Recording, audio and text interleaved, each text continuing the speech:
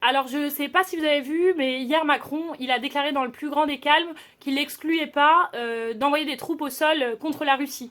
Donc le président des riches, qui a déjà essayé de nous faire crever au travail avec sa réforme des retraites, maintenant il veut nous faire crever sur le champ de bataille sous ses ordres. Franchement, poser la question, c'est déjà y répondre.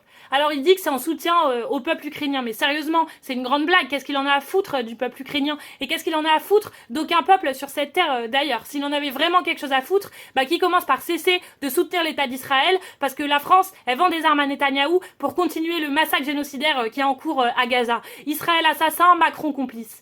Cette sale guerre que Poutine y mène depuis près de 2 ans maintenant en Ukraine, elle a qu'un seul objectif. C'est le pillage pour l'enrichissement des grands groupes capitalistes russes. Et toute la jeunesse des coins les plus pauvres de la Fédération de Russie qui vont crever dans les tranchées, c'est dans cet intérêt-là. C'est dans l'intérêt des grands groupes russes et pour l'accès aux matières premières. Alors nous, on est du côté de toutes celles et ceux qui se battent là-bas contre Poutine et contre cette sale guerre, qui disent non à cette sale guerre. Et on dit avec eux, troupes russes hors d'Ukraine, et on dit avec eux à Poutine de dégager.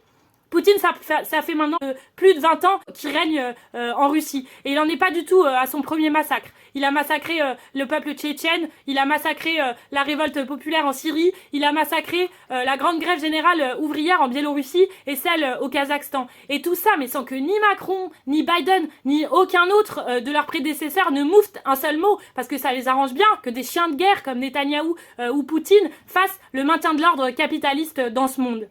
Alors en ce moment, Macron, il met un petit coup de pression à son ancienne allié. Mais c'est pas lui qui va aller crever sur le champ de bataille. C'est pas les capitalistes qui vont aller crever sur le champ de bataille. À chaque fois, c'est la même chose. C'est leur guerre à ceux d'en haut. Et c'est nos morts à ceux d'en bas. À nous, les travailleurs et les travailleuses. Alors encore une fois, Macron, il dit défendre les intérêts du peuple ukrainien. Mais en réalité, ce qu'il défend, c'est les intérêts des grands groupes capitalistes. C'est les intérêts des grands groupes capitalistes français, des banques, du BTP, de l'énergie, du nucléaire, de l'armement.